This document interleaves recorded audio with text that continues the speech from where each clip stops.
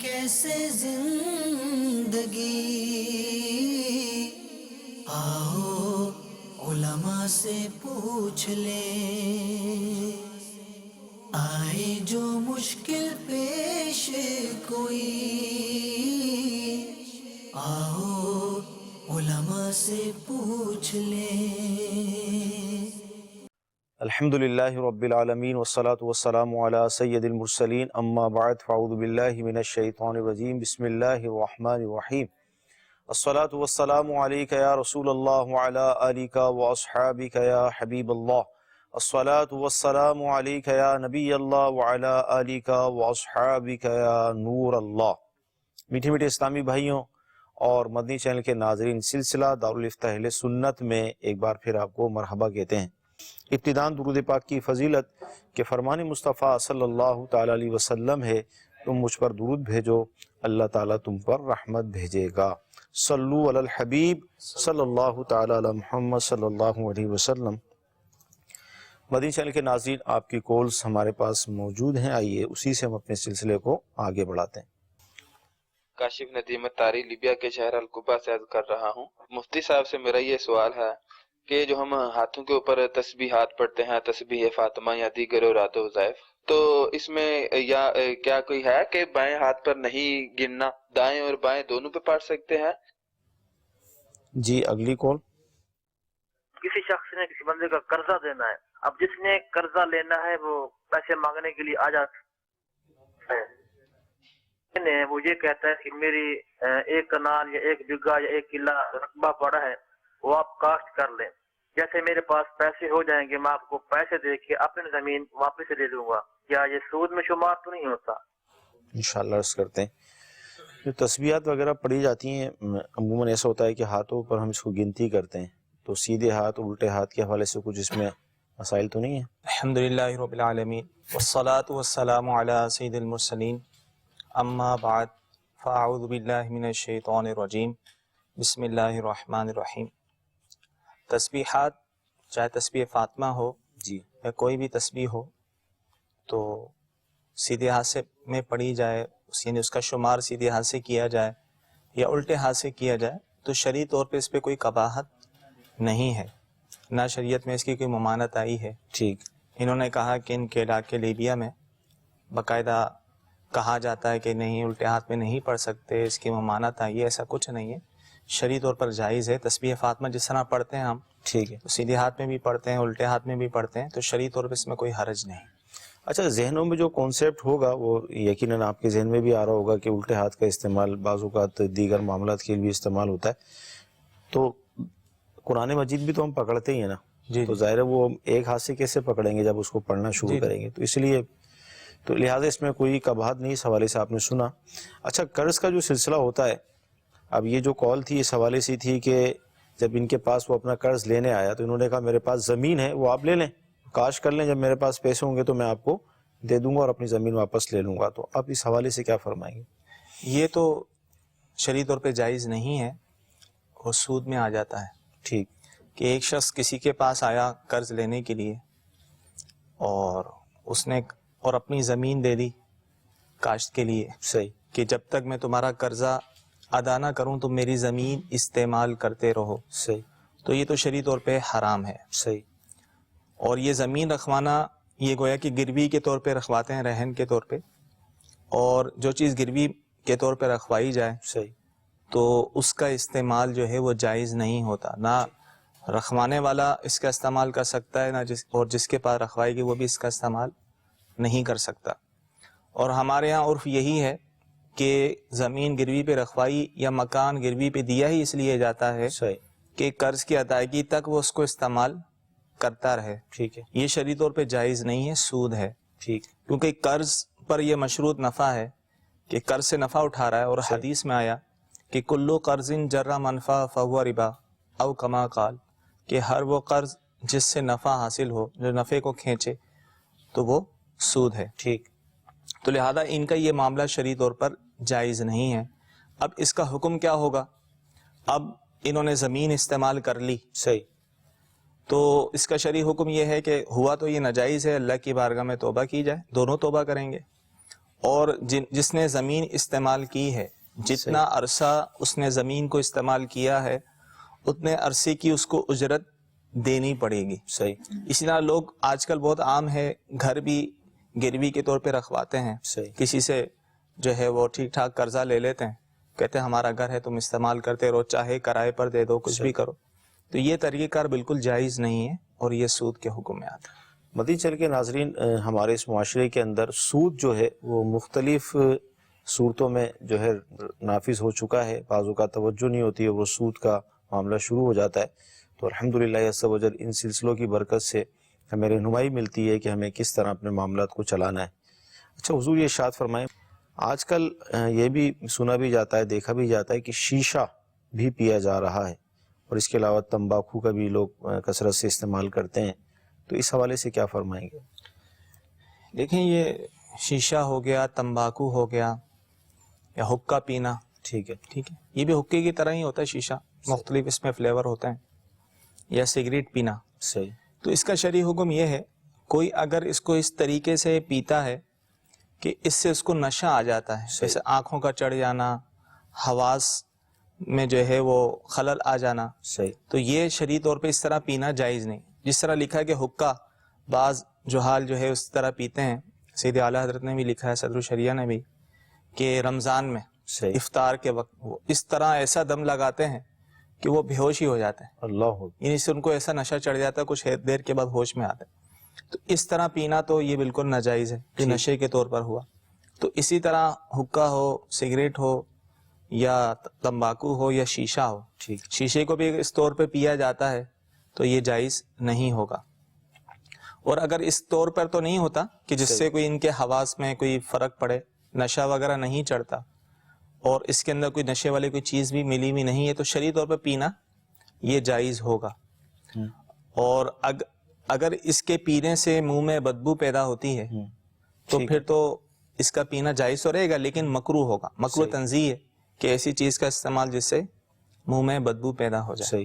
ہاں اگر منہ میں بدبو بھی پیدا نہیں ہوتی, کسی ہر طریقے سے وہ زائل ہو جاتی ہے, جیسے بعض جو حقہ پینے والے ہوتے ہیں, ایک تو عام ہے وہ خیال نہیں رکھتے تو اس میں اندر بدبو پیدا ہوتی ہے, اور ایک بالکل خیال رکھتے ہیں اس کا صفائی کا اور اچھا ہوتا ہے وہ, تو اس میں بدبو نہیں ہوتی, تو اس میں کوئی کراہت نہیں ہوگی. اور اگر جو ہے بیماری وغیرہ کی بنا پر تجربے سے یا کسی طبیب نے, ڈاکٹر نے یہ کہا ہو کہ اس کے پینے سے آپ کو نقصان ہوگا, اور تجربہ یہ ہے, ظن غالب یہ ہے کہ اس کے پینے سے جو ہے وہ نقصان ہوگا, تو اب پینا جائز نہیں ہوگا, مکروہ تحریمی ہوگا, گناہگار ہوں گے. ٹھیک. اور یعنی پینے سے ظن غالب ہو, یہ مسئلہ اسی طرح ہے جیسے کوئی کھانا کھائے, پیٹ بھر کے کھانا کھایا, اب وہ مزید کھانا کھاتا ہے, اب اسے ظن غالب ہے کہ اب میں مزید کھاؤں گا تو میں بیمار پڑ جاؤں گا, تو ایسی صورت میں اس کا مزید کھانا جائز نہیں ہوگا, حرام ہوگا. تو اسی طرح ان چیزوں کا استعمال, سگریٹ ہو گیا, تمباکو, شیشہ وغیرہ ہو گیا, تجربے سے ثابت ہے, یہ طبیبوں نے کہا ہے کہ تمہارے لیے نقصان دہ ہے. صحیح. اور واقعی اس کو ظن غالب یہ ہے کہ میں پیوں گا تو مجھے نقصان پہنچے گا. صحیح. تو اب پینا اس کا جائز نہیں ہوگا, وہ گناہگار ہوں گے. ٹھیک. مدنی چینل کے ناظرین, جو شیشہ اور اس حوالے سے چیزیں رائج ہیں اس کا ہمیں پتہ چلا. اچھا ساتھ یہ بھی ہے کہ وہ جیسے اسپرٹ ہے, یا بعض ایسے بھی ہوتے ہیں جو پیٹرول سے بھی کچھ نہ کچھ وہ اس کی آتی ہے نا, اس سے بھی لیتے ہیں. اسی طرح سمن بونڈ ایک آتا ہے چپکانے کا, یہ بھی استعمال کرتے ہیں. اس حوالے سے کیا فرمائیں گے؟ اور یہ عموماً اسپرٹ تو شراب ہی ہے, صحیح, یہ تو حرام ہی ہے. اور یہ بھی جو آپ نے مثالیں دی پیٹرول یا اس سے, تو اس کو بھی بطور نشے کے یہ لوگ استعمال کرتے ہیں, تو یہ شرعی طور پہ جائز, واقعی اس سے ان کو نشہ چڑھ جاتا ہے. صحیح. تو اس کا استعمال جو ہے شرعی طور پہ جائز نہیں. ٹھیک. مدنی چینل کے ناظرین, مزید کالس آپ کی. میں دبئی سے بات کر رہا ہوں. یہ انرجی ڈرنک یہ پینا کیسا جائز ہے ناجائز ہے؟ ٹھیک ہے. مزید مفتی صاحب کی بارگاہ میں سوال ہے کہ کیا زکوٰۃ کے پیسے سے کوئی سامان بھی خرید کے دیا جا سکتا ہے حقدار کو, یا صرف پیسے ہی دینا ضروری ہے؟ اور اگر پیسے دینا یا سامان وغیرہ دینا ہے تو کیا بتانا ضروری ہے کہ یہ زکوٰۃ کے پیسے ہیں؟ ٹھیک, انشاءاللہ عرض کرتے ہیں. جی, انرجی ڈرنک وغیرہ بھی استعمال ہوتی ہے. دیکھیں انرجی ڈرنکس جو ہے, اب اس میں یہ دیکھا جائے گا کہ اس کے اندر کوئی ناجائز شے تو نہیں ملی, کہیں اس میں الکوہل کا استعمال تو نہیں. صحیح. اگر کسی انرجی ڈرنکس میں جو ہے الکوہل کا استعمال ہوتا ہے تو وہ پینا جائز نہیں ہوگا. اور بعض ایسی ہوتی ہیں انرجی ڈرنکس ایسی ہوتی ہیں کہ جن میں الکوہل کا استعمال نہیں ہوتا, صحیح, اور ان کا جو فلیور ہوتا ہے وہ بھی حلال ہی ہوتا ہے, صحیح, تو وہ پینا تو جائز ہوگا. صحیح. اور اگر ایسا ہو کہ الکوہل کا یا کوئی اور ایسا فلیور ہو یا ایسی شے کا استعمال ہو کہ جس کی شرعی طور پہ اجازت نہیں ہے تو وہ پینا جائز نہیں ہوگا. اب ظاہر ہے عمومی طور پہ کئی چیزیں ہمارے ہاں افواہیں ہوتی ہیں, صحیح, کہ بھائی اس میں تو یہ چیز ملی ہوتی ہے, اس میں تو یہ چیز ملی ہوتی ہے. جس طرح کچھ عرصہ پہلے ہمارے مختلف چیزوں کے بارے میں شروع ہو گیا تھا کہ اس میں تو فلاں چیز ملی ہوتی ہے, فلاں کولڈ ڈرنک میں یہ چیز ملی ہوئی ہوتی ہے. تو ان افواہوں کا کوئی اعتبار نہیں ہوتا صحیح, جب تک شرعی طور پر یقینی طور پہ معلومات نہ ہو جائے کہ اس کے اندر ناجائز شے ملی ہے, اس وقت تک ہم اسے حرام نہیں کہہ سکتے, یعنی افواہوں کی بنا پر حرام نہیں کہیں گے. تو لہذا جس انرجی ڈرنکس کی یہ بات کر رہے ہیں تو میں نے اس پہ تھوڑی تحقیق بھی کی تھی مختلف ڈرنکس کے بارے میں, تو باقاعدہ انہوں نے لکھا ہوتا ہے کہ اس کے اندر الکوہل وغیرہ نہیں ہے, صحیح, اور اس میں اندر جو ہم فلیور استعمال کرتے ہیں وہ بالکل حلال ہے, ٹھیک, تو استعمال کرنا جائز ہے. البتہ اس کا زیادہ استعمال جو ہے ویسے نقصان دہ. اس پہ بھی ایک تحقیق آئی تھی کہ یہ انرجی ڈرنکس جو ہے اس کا زیادہ استعمال جگر کے لیے اور مختلف بیماریوں کے لیے نقصان دہ. مدنی چینل کے ناظرین, اس حوالے سے بھی آپ نے سنا. اچھا, حضور ارشاد فرمائے کہ زکوٰۃ, ایک تو یہ کہ ہم پیسے کسی کو مطلب مالک بنا دیں یا ہم اس کو سامان بھی دے سکتے ہیں, اس حوالے سے کیا فرمائیں؟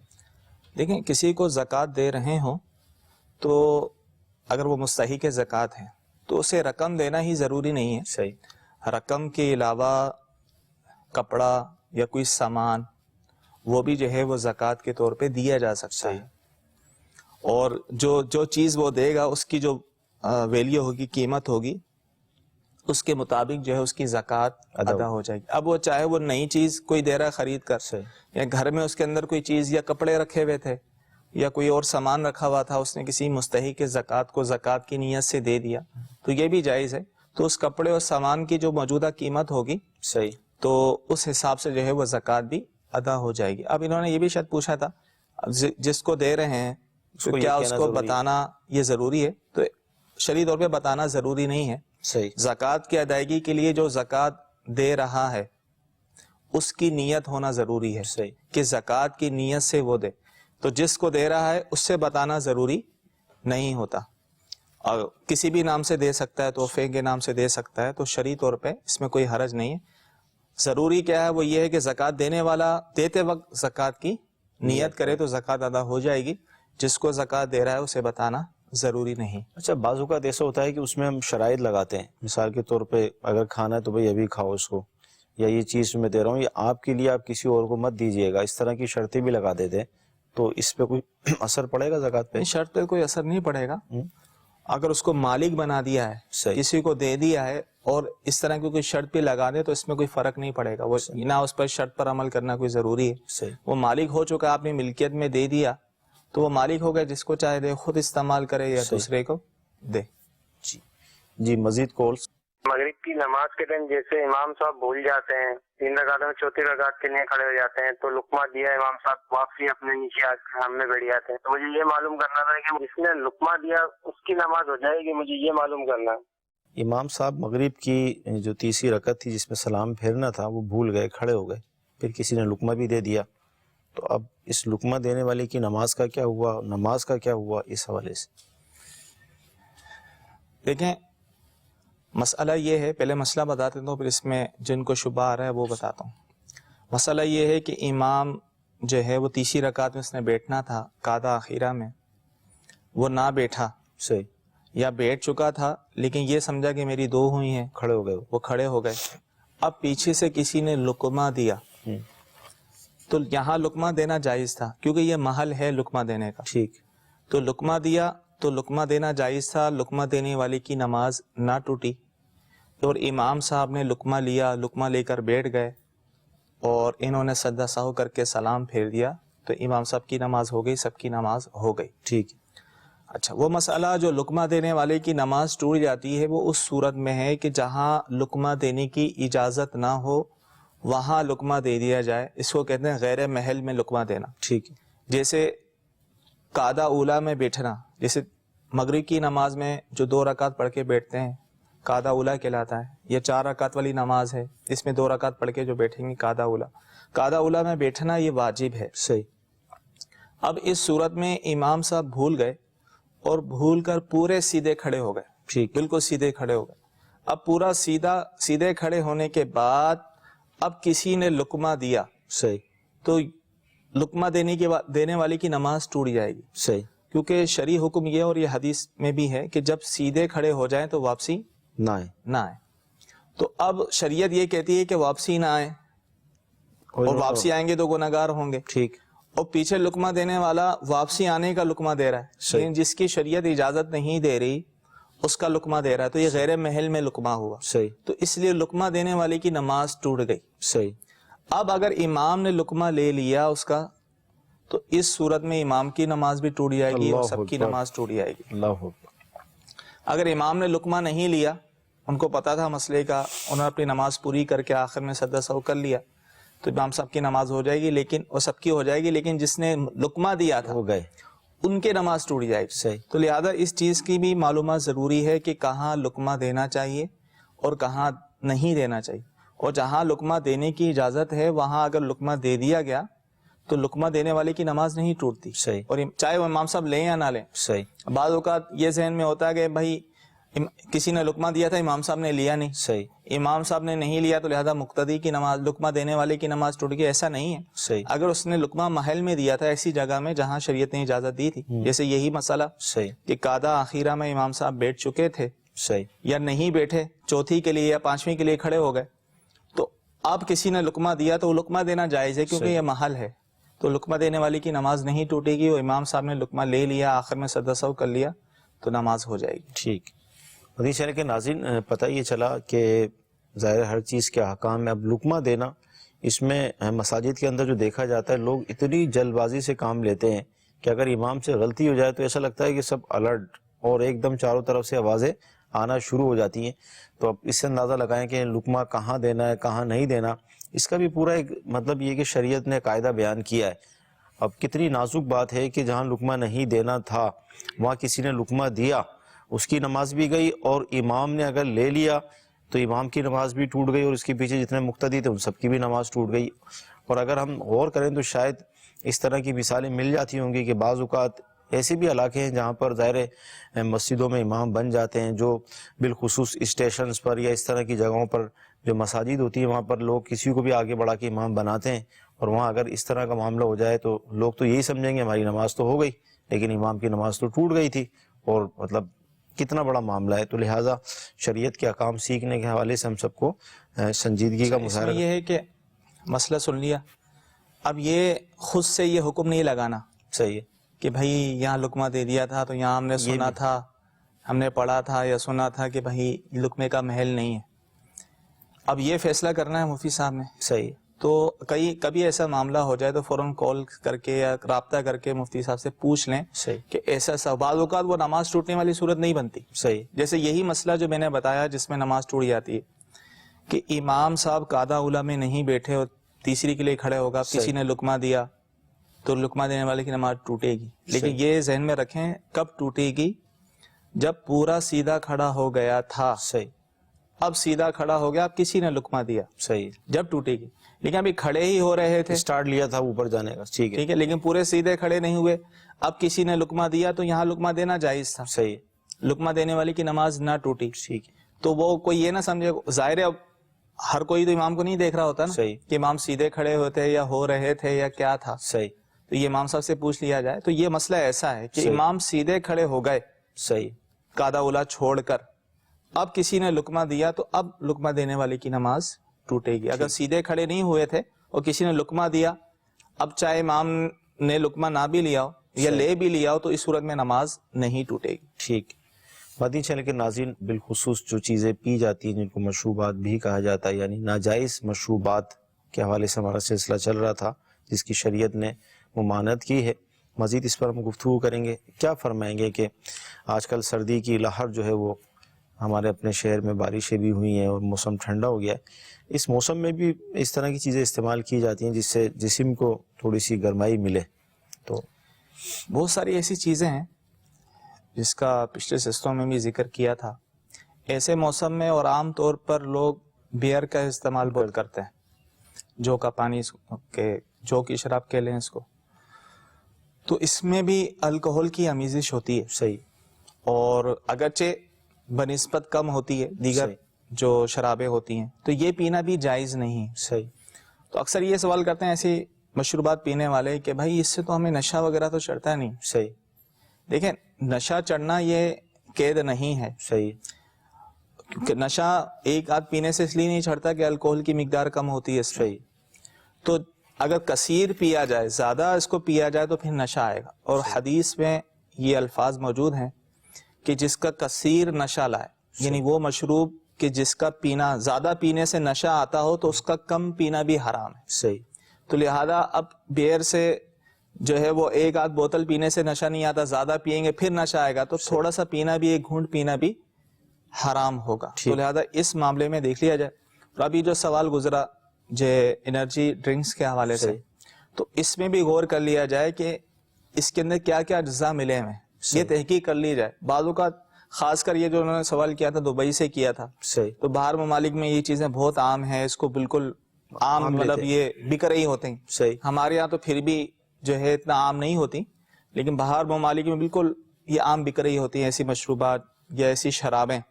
تو ہمیں غور کرنا چاہیے کہ جس میں الکوہل کی آمیزش ہو، الکوہل چاہے 1% ہی اس میں شامل ہو، تو اس کے پینے کی شرعی طور پہ اجازت نہیں ہوگی. ٹھیک.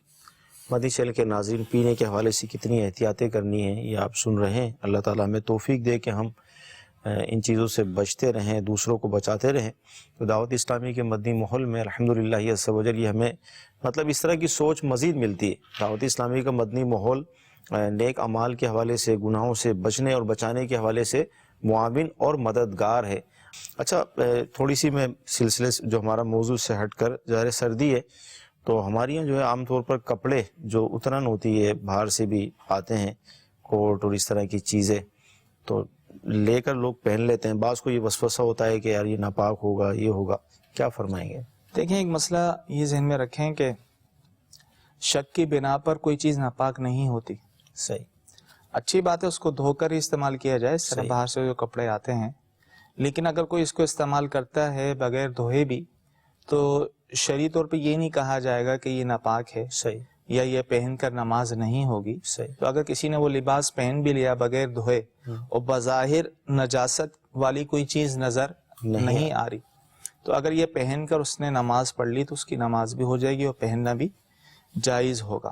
تو لہذا جب تک یقینی طور پہ معلومات نہ ہو، جس طرح پینے کے حوالے سے عرض کیا کہ کسی چیز کو ہم حرام نہیں کہہ سکتے کہ فلاں چیز حرام ہے، یہ فلاں چاکلیٹ کھانا، فلاں مشروب پینا، فلاں کولڈ ڈرنکس پینا یہ حرام فوراً کہہ دیتے ہیں، وہ سنی سنی بات میں، لیکن حقیقت حال کچھ نہیں ہوتی. صحیح.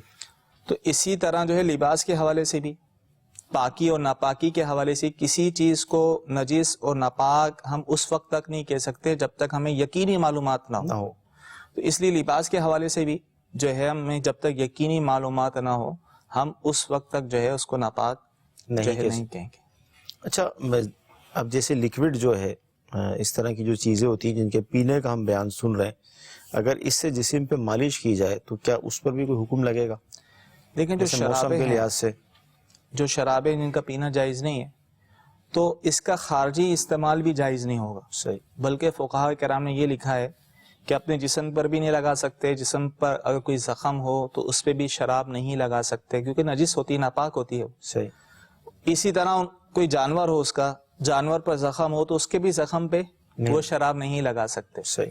تو ان شرابوں کا خارجی استعمال بھی، جس طرح پینا جائز نہیں ہے، صحیح، تو اس طرح ان کا خارجی استعمال بھی جائز نہیں، کیونکہ یہ ناپاک ہوتی ہیں، نجس ہوتی ہیں. تو اس طرح ناپاکی کو ہم اپنے جسم پہ نہیں لگا سکتے. تو اسی طرح جو شرابیں ہیں ان کا استعمال بھی جو ہے وہ خارجی استعمال بھی جائز نہیں، الا یہ کہ جیسے الکوہل کی بعض چیزوں میں اجازت دی گئی ہے. صحیح. کہ اب تو بہت ساری چیزوں میں الکوہل کا استعمال ہونے لگا ہے. صحیح. ادویات میں کو الکوہل کا استعمال ہوتا ہے، ہومیوپیتھک ہو گئی، ایلوپیتھک، بہت ساری دوائیوں میں ہوتا ہے. تو علماء نے جو ہے عمومی بلوا کی وجہ سے، یعنی یہ مسئلہ اب ایسا ہو چکا ہے کہ اس سے بچنا دشوار ہے اور عوام و خواص سبھی اس میں مبتلا ہیں. جی. تو ایسے معاملات میں کچھ رعایت ہو جاتی ہے تو علماء کرام نے، فقہاء کرام نے جو ہے وہ قلیل مقدار میں دوائیوں میں اس کے استعمال کی اجازت دی ہے کہ جس سے نشہ وغیرہ نہ چڑھے. تو دوائی کے طور پر کوئی غرض صحیح ہو، اس طور پر کوئی استعمال کرتا ہے تو وہ جائز ہوگا. صحیح. اس کے علاوہ اس کا استعمال جائز نہیں. اسی طرح خارجی وہ استعمال کہ اب جس کا استعمال عام ہو چکا ہے، جیسے اب تقریباً چیزوں میں الکوہل کا استعمال ہوتا ہے، پالش، رنگ وغیرہ میں الکوہل کا استعمال ہوتا ہے، اور اسی طرح پرفیوم میں الکوہل کا استعمال ہوتا ہے. صحیح. تو اب یہ اتنا عام ہو چکا ہے کہ عوام و خواص اس میں مبتلا ہو چکے ہیں. تو عمومی بلوا کی وجہ سے علماء نے امام اعظم علیہ رحمہ کے قول کے مطابق فتویٰ دیتے ہوئے اس کو جائز قرار دیا کہ کوئی پرفیوم کو استعمال کرتا ہے صحیح تو اس کا استعمال جائز ہوگا. وہ پہن کر اگر نماز پڑھتا ہے تو اس کی نماز بھی ہو جائے گی. جن جن چیزوں کی علماء نے اجازت دی ہے عمومی بلوا کی وجہ سے وہ تو ہوگا، اس کے علاوہ چیزوں کی اجازت نہیں ہے. اللہ تعالیٰ کی بارگاہ میں ہم دعا کرتے ہیں کہ اللہ تعالیٰ آج کا ہمارا یہ سلسلہ اپنی بارگاہ میں قبول فرمائے. جو ہم نے سنا ہے، جو سیکھا ہے، اس پر عمل کرنے کی توفیق عطا فرمائے. صلو علی الحبیب صلی اللہ تعالی علی محمد. گزارے کیسے زندگی، آؤ علماء سے پوچھ لیں. آئے جو مشکل پیش کوئی، آؤ علماء سے پوچھ لیں.